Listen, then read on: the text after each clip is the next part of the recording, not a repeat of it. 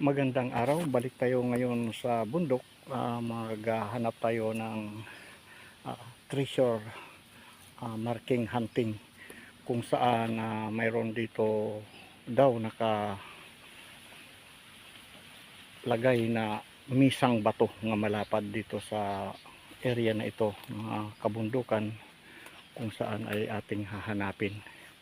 Kung makikita natin itong entrance ay may big boulder, mga ka-discover. Bago tayo magpapatuloy, subscribers, viewers, sana nasa mabuti kayong kalagayan saan man sulok sa mundo.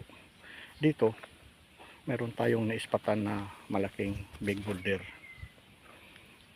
kung saan ay pinapaligiran ito ng malalaking nakatambak na bato.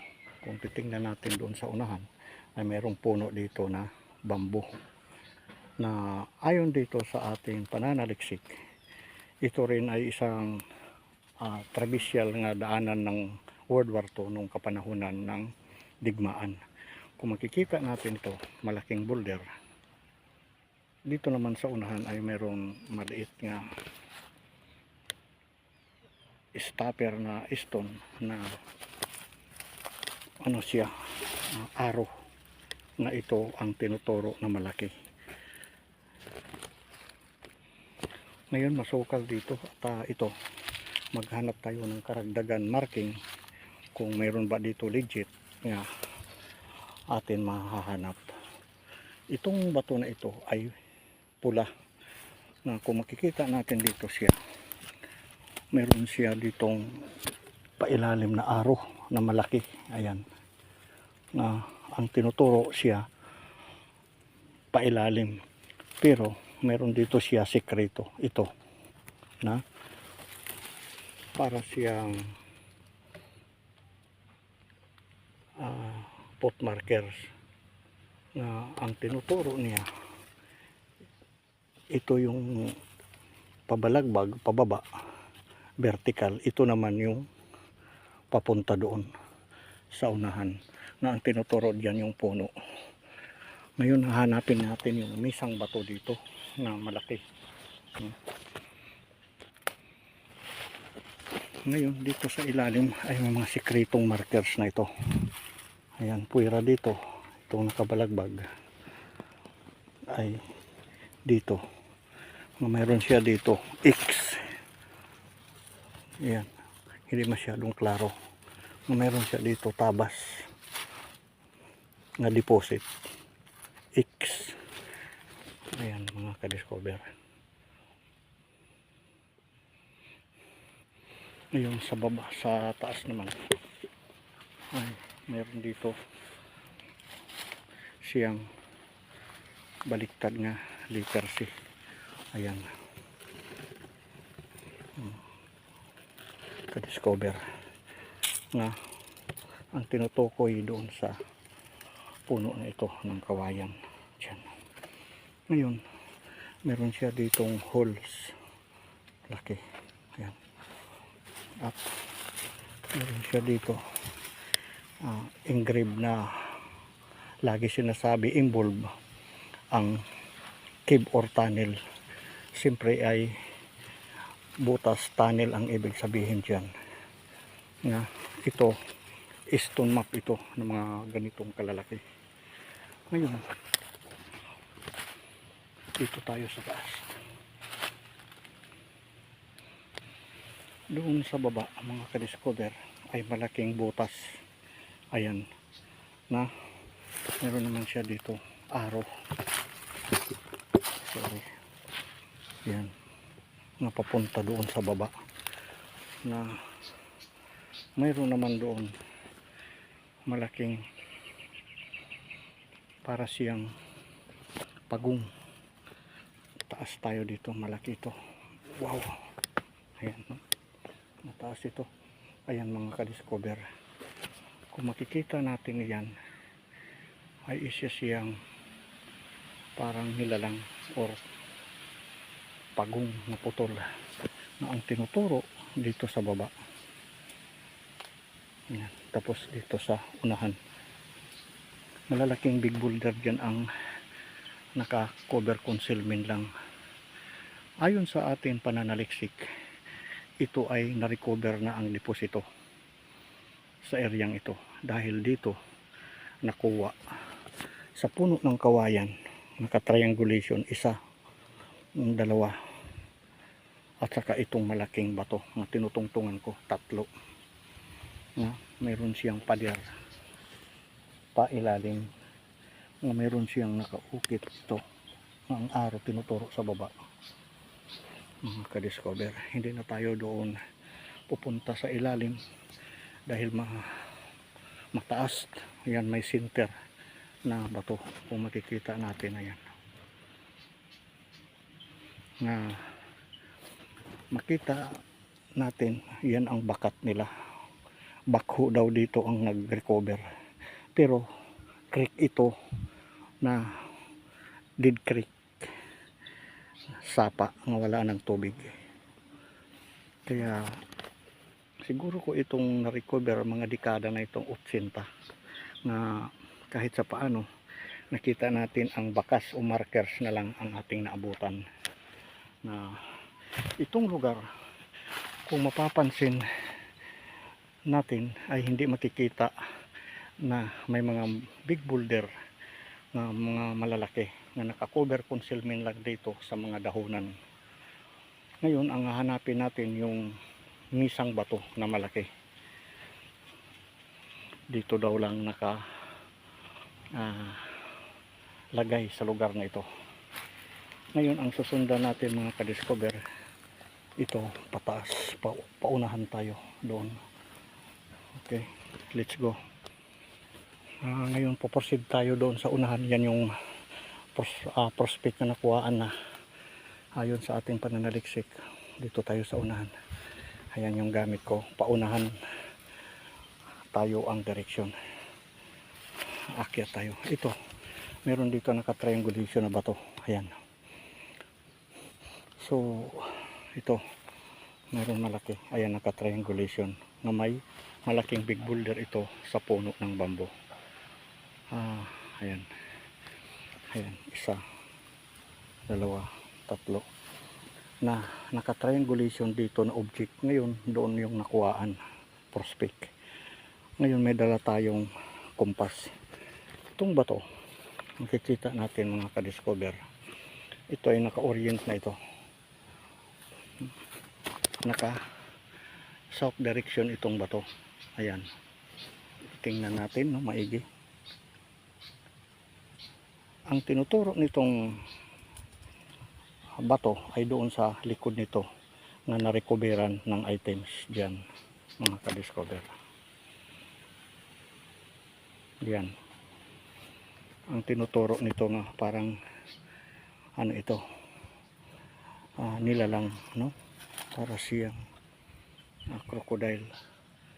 Ngayon, ang ulo niya ay naka south direction, doon nakuha yung load. At dito naman sa puwitan niya ay naka west direction. Ayan, ano natin yung compass dito, orient. Ayan mga ka-discover, itong tabas na ito na meron siyang engraved ay naka west direction itong puwit niya na doon sa unahan. Ang makikita natin na ayan na yung malaking bato, yung sinasabing misang bato na napakalapad mga ka-discover, no? Nakubiran lang siya ng damo na hindi makikita sa malayo. Ngayon, ang harap niya itong malaking bato, no? May dala tayo doon Japan gamit nga ito, yung pinaka base marking or starting here nga naka west direction itong kumpas papunta doon sa misang bato na malaki.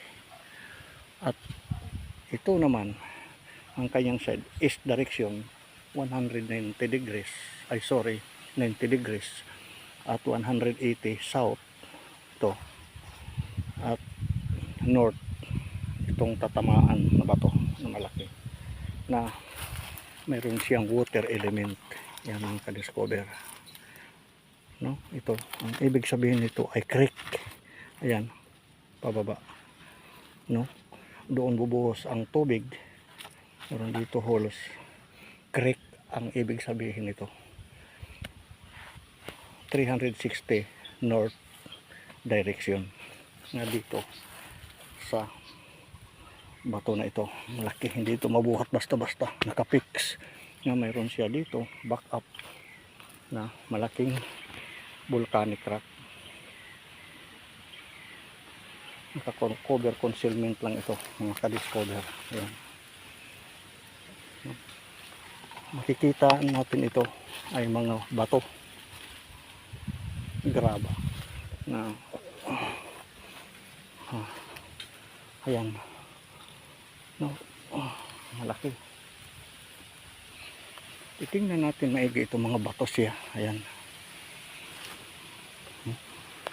na meron siya dito nakaukit. Ayan mga ka-discover na letter C. Ayan, no? Klaro. Ayan. Ang ibig nito ay naka-orient ito sa east direction dahil doon sa compass natin. Ayan. No, itong malaking engraved na letter C, no, sa tagal na. Ayan. Dito meron siya dito holes na ito yung point niya. Meron siya doon tabas na diyan nakuhaan. Ayan, kalalim mga ka-discover. Nasa 7 meter ang baba na nito. So kung mapapansin natin ito, no, yan ay volcanic rock. Ay mayroon siya dito mga marking na bato. Ngayon tatanggalin natin ito, yung kumpas natin ay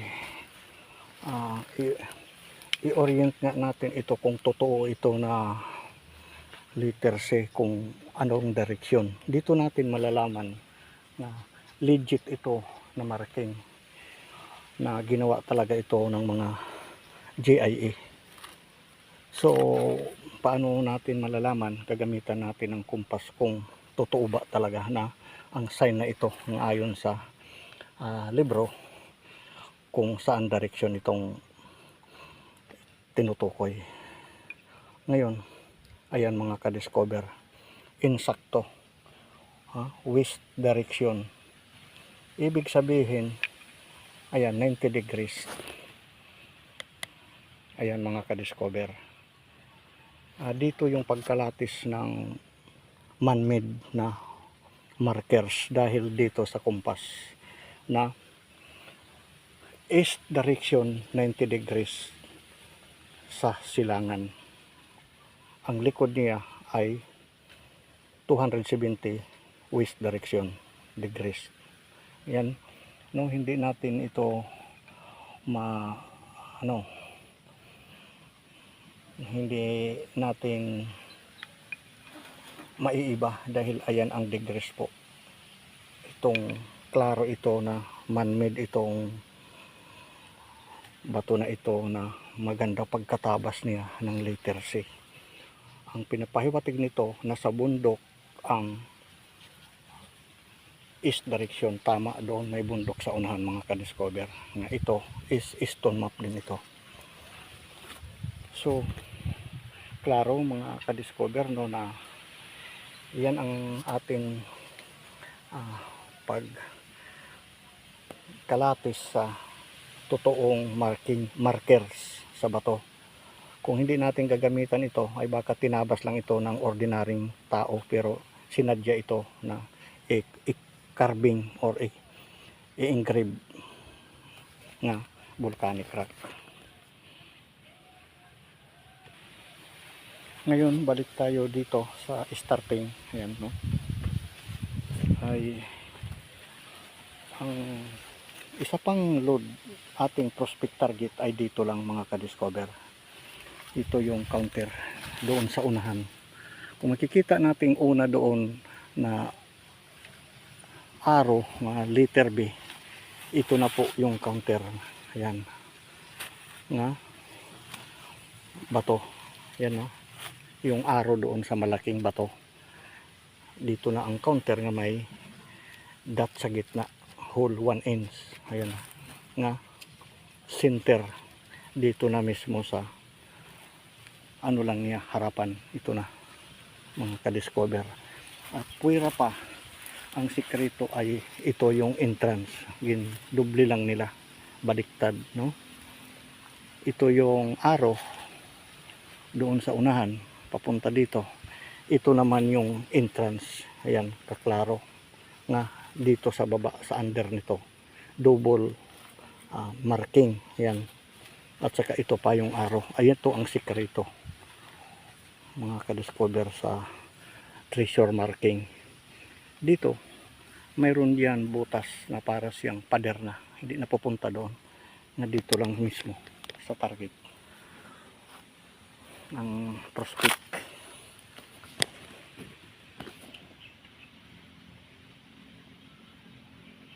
Para din siyang ulo ng crocodile, tapos may entrance. Ayan.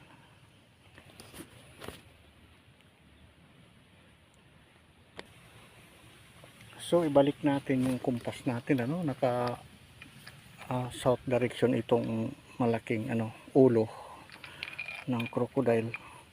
So ito yung prospect target, dito lang sa puwitan niya ay naka na ito, kung dito, ayan, naka ilalagay natin itong target, naka 300 degrees na ito ang kanyang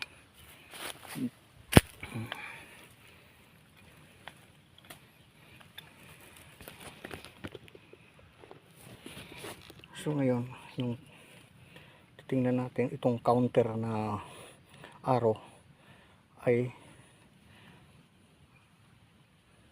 yan o, so 200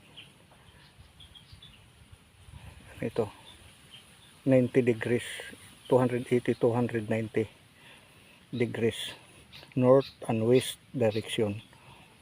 Ito yung target dito sa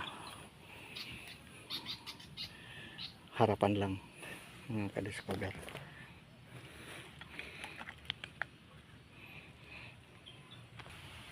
Ngayon i-testing natin kung mayroon dito masagap na aura ng ating gadget, no?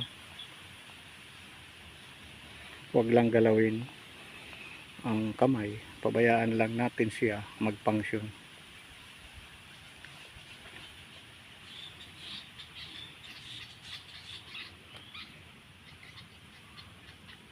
So ito prospect pa lang ito, mayroon dito nasasagap, no, na ayan, small deposit ang ibig sabihin. Hindi natin alam sa ilalim kung mayroon diyon mga minerals or natural gold. Ayan, mga ka-discovered, no, pinix ko na nga sa kamay.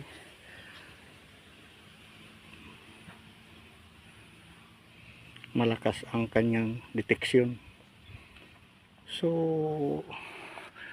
mayroon dito initial, no, na ating target dito sa puno ng bamboo, na hindi pa naman 100% na dito na talaga, dahil nga kung makikita natin may mga backup siya dito, counter na mga bato. Ito may sikreto dito mga ka-discover, maliliit lang siya. Ayan, no, hindi ito naalis, sabihin siya box. At saka ito ang sikreto, triangle na bato na pula. Ayan, hindi makikita ito basta-basta. Ayan, no?